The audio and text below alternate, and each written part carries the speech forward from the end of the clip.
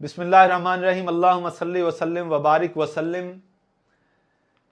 इस वीडियो के अंदर अमेरिका के जो प्रेसिडेंट्स हैं, जॉर्ज वाशिंगटन जो उनका पहला प्रेसिडेंट था, वहां से लेकर जॉन एडम्स जो उनका दूसरा प्रेसिडेंट है, जॉन एडम्स के बाद थॉमस जेफरसन जो उनका तीसरा प्रेसिडेंट है, ये 3 प्रेसिडेंट, और उसके बाद जो उनके इंपॉर्टेंट प्रेसिडेंट्स हैं, लाइक उनका बहुत बड़ा नाम है फ्रैंकलिन डी रोजवेल्ट। ये जो रोजवेल्ट का मैंने आपको नाम बताया है, इसकी क्या डिस्टिंक्शन है? फ्रैंकलिन डी रोजवेल्ट वो वाहिद प्रेसिडेंट है, मिसाल दे रहा हूं, जो 4 टाइम अमेरिकन हिस्ट्री के अंदर, यानी मौजूदा जो डोनाल्ड ट्रंप साहब हैं 47वें, 47वें, 45वें और 47वें ये प्रेसिडेंट हैं। तो ये जो फ्रैंकलिन डी रोजवेल्ट है, ये कौन सा प्रेसिडेंट था? ये वो वाहिद प्रेसिडेंट है जो 4th टाइम 4 मरतबा सदर बना है। और कौन कौन सा इसका पीरियड है? ये 35वां था, 32वां था, ये 33वां था, 34वां था, कौन सा इसका पीरियड था, और इसके दौर में अहम चीजें क्या हुई, उसके अलावा स्मॉलेस्ट शॉर्टेस्ट पीरियड किसका है, ये सारी चीजें हम डिस्कस करेंगे। और हम वहां से चलते चलते वो प्रेसिडेंट जिसके हुक्म से वर्ल्ड वार दोम के अंदर, वर्ल्ड वार सेकेंड, जंग अजीम दोम के अंदर हिरोशिमा और नागासाकी पर 5 अगस्त को हिरोशिमा और 7 अगस्त 1945 पर नागासाकी पर बम गिराए गए। किसके हुक्म से गिराए गए, अभी हम आपसे डिस्कस करेंगे। उसके अलावा जो जो इंपॉर्टेंट प्रेसिडेंट्स हैं, उनकी पार्टीज का नाम क्या, ये सारी चीजें डिस्कस करेंगे। सबसे पहले मैं बात शुरू करता हूं अपनी जॉर्ज वाशिंगटन से। जॉर्ज वाशिंगटन के हवाले से क्या क्या इंपॉर्टेंट ऑब्जेक्टिव्स आती हैं, आप इस वीडियो में इंशाल्लाह जानेंगे। प्रेसिडेंट्स ऑफ यूएसए, सबसे पहला मैंने जिक्र किया जॉर्ज वाशिंगटन। तो जॉर्ज वाशिंगटन का सबसे पहले आप लाइफ स्पैन याद रख लें, इसकी जिंदगी का दुरानिया क्या है, आपको भूलना नहीं चाहिए। इसकी जिंदगी का दुरानिया 1732 में यह पैदा होता है और 1799 में इसकी डेथ हो जाती है। 1732 से 1799 इसका टाइम पीरियड है। 1732 से लेकर 1799 तक इसका टाइम ड्यूरेशन है, लाइफ स्पैन है, अंग्रेजी में कहते हैं लाइफ स्पैन, इसका अरसा है हयात। ये आपको याद रहना चाहिए। बड़ी इंपॉर्टेंट ऑब्जेक्टिव का जिक्र करने लगा हूं कि जॉर्ज वाशिंगटन की स्टेट कौन सी थी। जिस तरह आ जाता है कि ओबामा की स्टेट कौन सी है, आ जाता है कि डोनाल्ड ट्रंप की कौन सी है, ये आ जाता है कि अमेरिकन जो प्रेसिडेंट है जो बाइडन, उसकी स्टेट अपनी स्टेट कौन सी है। इस तरह की बेशुमार ऑब्जेक्टिव्स आती हैं। जो वर्जीनिया, जिसको मदर ऑफ स्टेट्स, प्रेसिडेंट्स की स्टेट्स कहते हैं, तो याद रख लीजिएगा मदर ऑफ प्रेसिडेंट स्टेट ये वर्जीनिया है। जॉर्ज वाशिंगटन की जो स्टेट है, उसकी नेटिव स्टेट, उसका नाम है वर्जीनिया। लाइफ स्पैन बता दिया, अब मैंने आपको इसकी स्टेट का नाम भी बता दिया। अब 2-3 चीजें इंपॉर्टेंट हैं। जिस तरह जब मैंने पहली वीडियो में आपके साथ शेयर किया कि बर्तानिया से अमेरिका ने आजादी हासिल की, तो ये जो रेवोल्यूशनरी वार चली, उसको किसने सबसे पहले हेड किया, लीड किया फ्रॉम द फ्रंट? सो ये वही जॉर्ज वाशिंगटन था। ये जॉर्ज वाशिंगटन वो आर्मी थी जिसने रेवोल्यूशन का आगाज किया, रेवोल्यूशनरी आर्मी थी। अब ऑब्जेक्टिव आती है कि उस रेवोल्यूशनरी आर्मी बर्तानिया के अगेंस्ट जो थी, उसका कमांडर इन चीफ कौन था। आपने ये तो याद कर लिया कि जो जॉर्ज वाशिंगटन साहब हैं वो अमेरिका के पहले सदर हैं। आप ये नहीं देख सके। मैं कहता हूं कि चीजों को इंटेलिजेंटली देखें, इन डेप्थ देखें।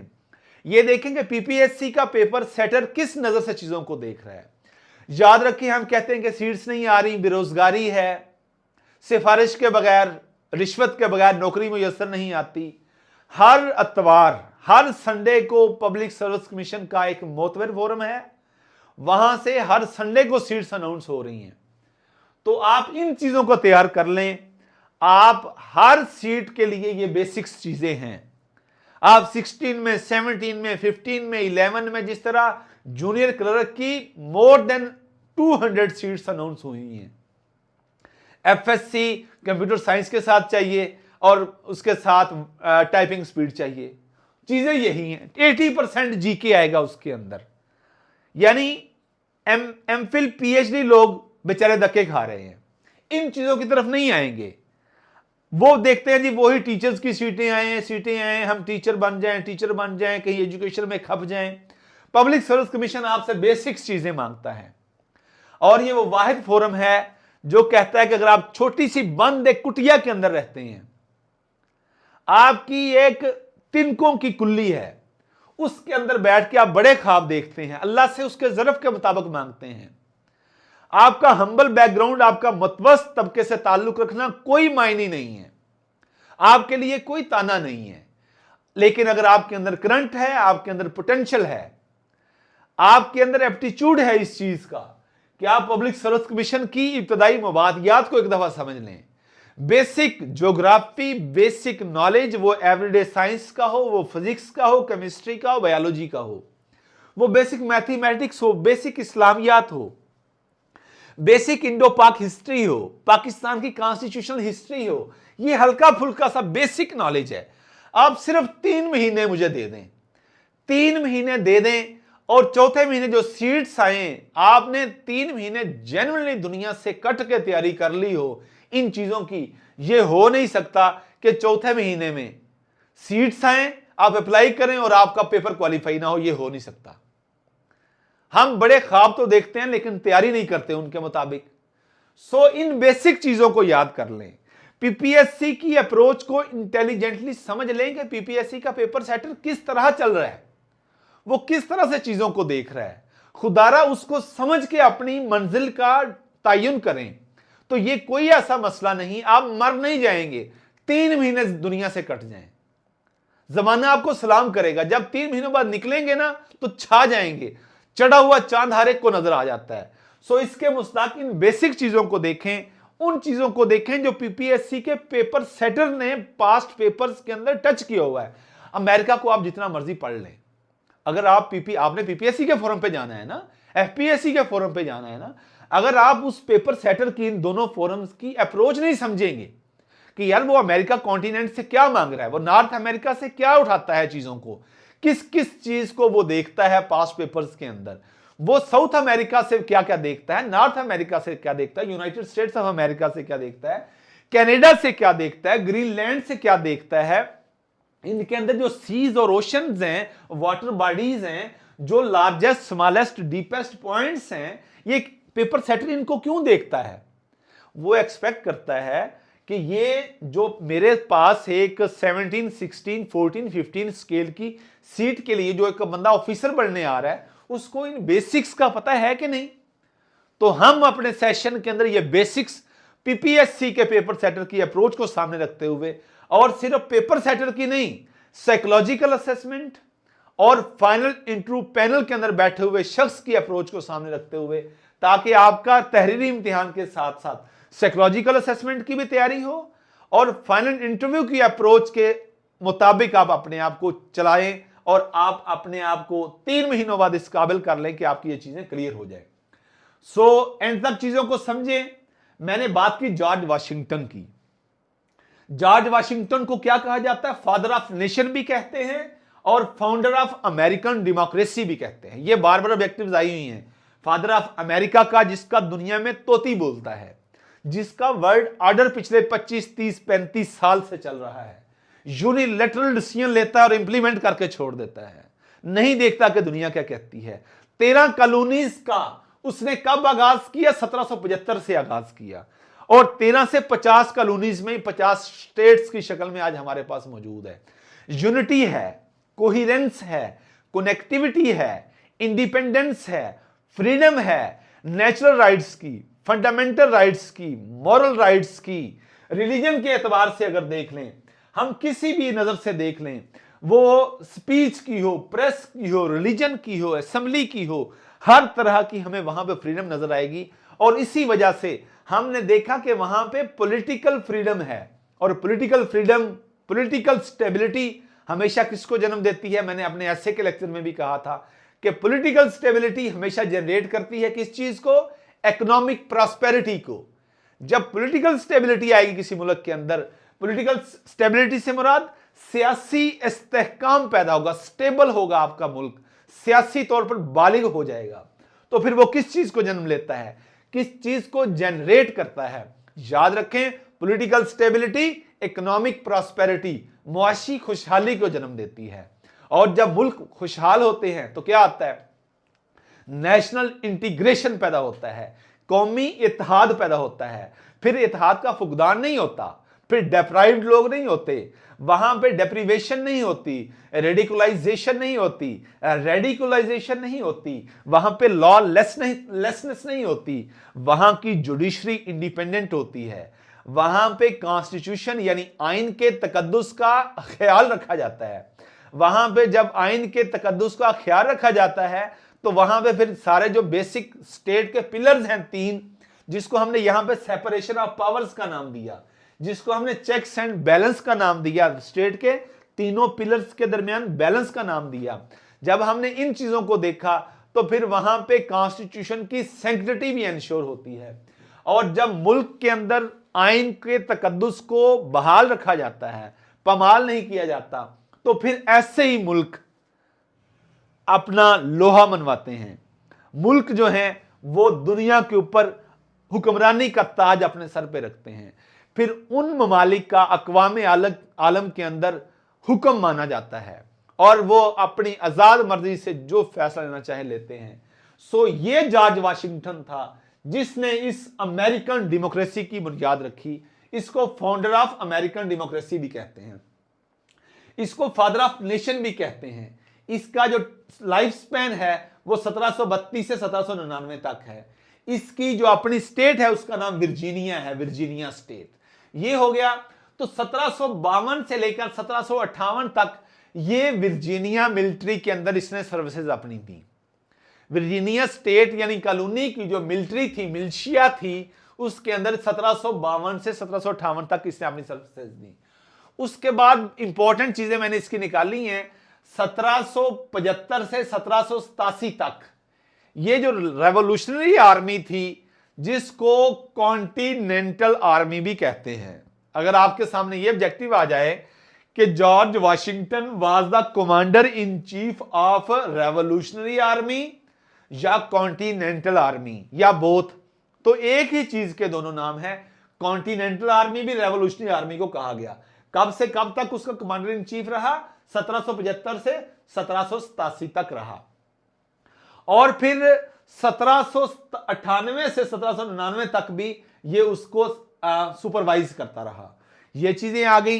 अब यहां पे बहुत इंपॉर्टेंट ऑब्जेक्टिव हमारे सामने आती है कि जब ये जंग जारी थी, बर्तानिया के अगेंस्ट ये रेवोल्यूशनरी वार जारी थी, जिसका ये कमांडर इन चीफ था, तो आगे एक रिवर आया वर्जीनिया स्टेट के अंदर जो है, उस रिवर का नाम है दिलावरे, जो बेसिकली इनकी एक स्टेट भी है इनके अंदर। यस, जो 13 कॉलोनीज थी वहां पे दिलावरे एक कॉलोनी भी है, तो उसके अंदर दिलावरे रिवर था। तो ये कमांडर इन चीफ था, इसने उसको क्रॉस किया था उस रिवर को to boost the morale of his army. तो ये बड़ा मशहूर हुआ था। तो ये ऑब्जेक्टिव आती है कि जॉर्ज वाशिंगटन ने किस साल दिलावरे रिवर को क्रॉस किया था? 1776 में इसने क्रॉस किया था दिलावरे रिवर को, जब रेवोल्यूशनरी वार चल रही थी दिलावरे रियासत के अंदर, दिलावरे स्टेट के अंदर। DELAWARE दिलावरे स्टेट बन गई। ये आ गई। अब बड़ी इंपॉर्टेंट ऑब्जेक्टिव है कि ये 2 टाइम प्रेसिडेंट बना है। 2 दफा सदर बना ये जॉर्ज वाशिंगटन, तीसरी दफा इसको ऑफर हुई, लेकिन बड़े लोगों की बड़ी बातें होती हैं। मुल्क ऐसे नहीं अक़वाम आलम में अपना लोहा मनवाते। इसने रिफ्यूज कर दिया। इसने कहा नहीं, कॉन्स्टिट्यूशन 2 टाइम्स कहता है तो ये 2 टाइम्स ही बना। उसके बाद अमेंडमेंट हुई, वो एक अलग स्टोरी है।